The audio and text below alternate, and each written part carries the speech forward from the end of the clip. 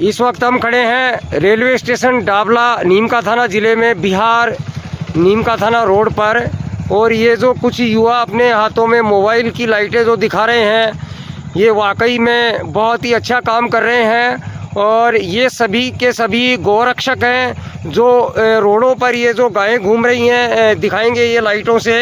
ये देखिए इस तरह ये जो यहाँ डाबला बिहार रोड पर जो गायें घूम रही है उनको पकड़कर बड़े प्यार से गुड़ खिला करके, और उनके गले में क्या क्या बोलते हैं इनको, रेडियम पट्टे इनके गले में बांधे गए हैं, जिससे कि वाहन चालकों को या जो बड़े वाहन होते हैं उनके चालकों को ये दूर से ही चमकता हुआ दिखाई दे और एक्सीडेंट से बचा जा सके, ताकि इस रोड पे घूमते हुए गोवंश की किसी तरह से दर्दनाक मौत ना हो। बहुत ही सराहनीय कार्य है इन गोरक्षकों का।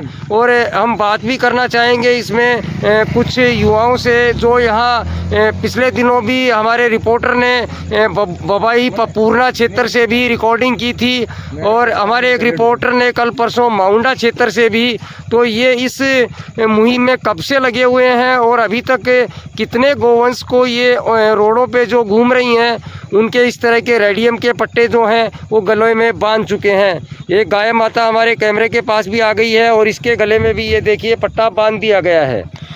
तो अभी हम मिलते हैं। जी भाई साहब, परिचय दीजिए आपका और बताइए कुछ इस बारे में। मैं कमलेश, माउंडा महिला एवं गोरक्षा दल राजस्थान। ये मेरे सारे सभी गोरक्षक भाई जो आज यहाँ पे खड़े हैं। आज हम आ गए हैं आप यहाँ गांव डाबला में। तो हम इस गौ माता जो बेसहारा गोवंश है उनके गले में रिफ्लेक्टर जो रेडियम पट्टी डाल रहे हैं, जिससे गोवंश का आए दिन सड़क पे वाहनों के द्वारा एक्सीडेंट होता है, जिससे गोवंश बहुत बुरी तरीके से पीड़ित हो जाता है, किसी के पैर टूट जाता है। तो इसलिए गोवंश रात के टाइम पे जब सड़क पे बैठते हैं तो ये दूर से ही वाहन चालकों को दिख जाए और इनका एक्सीडेंट ना हो, दुर्घटना ना हो, इसलिए हम गोवंश को बचाने के लिए यह मुहिम हमने चलाई है। और जी, ये कमलेश जी, अभी कब से, कितने दिनों से आप इस मुहिम को चला रहे हैं गोवंश को बचाने के लिए? पिछले 4-5 दिन से रेडियो रिफ्लेक्टर डालने का काम कर रहे हैं, जो हमने बबाई, करमाड़ी, पपूर्णा और माउंडा क्षेत्र में हमने डाल दिया। आज हम डाबला से जीलो, डाबला और माउंडा कला इस साइड से रिफ्लेक्टर गोवंश के डाले हैं। आज हमें कुल 107 पट्टे लाए हैं, जो आज डालकर ही घर पे वापस जाएंगे। इसके लिए तो आपको बहुत बहुत धन्यवाद कहेंगे, शुक्रिया कहेंगे हमारे चैनल की ओर से। बाकी आप ये बताइए कि ये जो पट्टे वगैरह डालते हैं तो खर्चा भी काफ़ी होता होगा, तो ये आपको वित्तीय सहायता कहाँ से मिलती है, इसका पैसा कहाँ से अरेंज होता है? पैसा नहीं श्रीमान जी, ये अपना गोल्ड कोर ग्लोबल माइनिंग श्रीमान कुलदीप सिंह भाटी जी का क्रैशर है, उनकी तरफ से ये रिफ्लेक्टर पट्टे हमें उपलब्ध करवाए गए हैं। कौन सा माइनिंग वाला बताया? गोल्ड कोर्प ग्लोबल माइनिंग, गाडराठा में पड़ता है। ये गाडराठा कहाँ है? ये बबाई क्षेत्र में। अच्छा, तो ये कोई क्रैशर चलाता है लीज, और उनके जो मालिक हैं वो इसके ये तरफ से ये हमें मुहिम करवाया गया है। चलो हम धन्यवाद देते हैं उन क्रैशर मालिकों को। आप हमें बताइए कि ये जो गायें जो रोड पे घूमती हैं और जो इस क्षेत्र में गौशालाएं खुली हुई हैं, तो वो गौशाला वाले इन गायों को क्यों नहीं लेके जाते? अब ये तो श्रीमान जी गौशाला की जो कमेटी हैं जिन्होंने गौशाला चला रखी हैं, वो उनकी सोचने की बात है कि कई जगह ऐसा भी देखा गया है कि गौशाला के बाहर रात को 50-100 गायें बैठी रहती हैं, लेकिन गौशाला के अंदर उनको प्रवेश नहीं दिया जाता, उनको आवारा समझ के गौशाला से। आज भी ऐसा ही वाकया हमारे साथ हुआ था चिंचरोली क्षेत्र में। चिंचरोली के पास जो हरडिया पंचायत है, उसमें एक गौ माता 2 खंभों के तारों के बीच में, जो खेत के में बाढ़ करते हैं उनके बीच में 2-3 दिन से फंसी हुई पड़ी थी। उसका आधा शरीर पोल के अंदर था और आधा बाहर। तो खेत की ऊंची पहाड़ में ढलान में वो गिरी हुई थी। हमें सूचना मिली तो हमारी टीम के साथ हम गए, वहाँ पे गौ माता को सुरक्षित बाहर निकाला। हमने वहाँ के नज़दीकी सरपंच, जो पंचायत सरपंच है, सरपंच महोदय से भी बात की कि इसके लिए हमें किसी भी एक साधन की व्यवस्था करके इसको नज़दीकी गौशाला में पहुँचाया जाए। और गौशाला अध्यक्ष से भी मैंने बात की फ़ोन पे, लेकिन वहाँ का कोई हमें पॉजिटिव कोई भी उनसे सहायता नहीं मिली, न उन्होंने कुछ किया उस गौ माता का। हमने उसका उपचार करके सुरक्षित उसको बाहर निकाला खंभों के बाहर से। कमलेश जी, आप काफ़ी युवा हैं और आपको पता भी है कि गौशालाओं को काफ़ी सरकारी अनुदान भी मिलता है, लाखों रुपया पर गाय के हिसाब से या पर बच्चे के हिसाब से।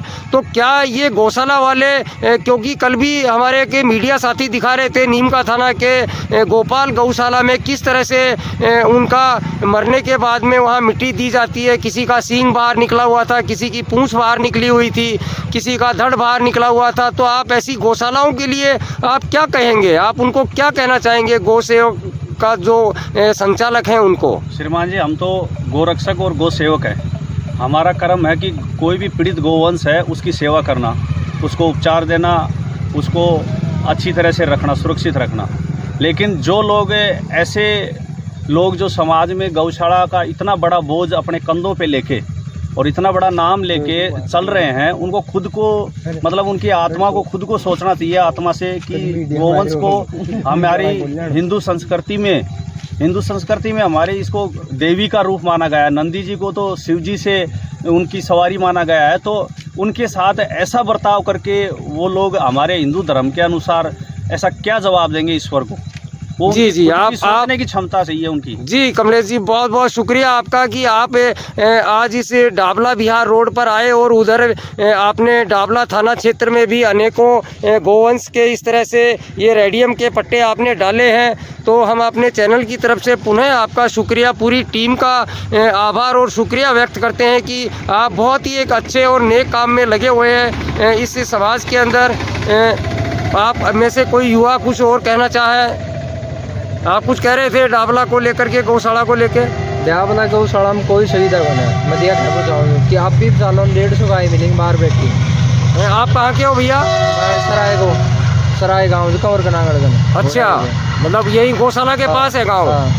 तो गौशाला के बाहर ही गायें बैठी मिलेंगी? हाँ, बाहर। अब चालू नहीं, अब दिखा दूँगा बताने। और उसका जो जितना भी एक महीना का 15 लाख रुपया हूँ जी, कोई सुविधा को नहीं। 15 लाख में खारिज हुई।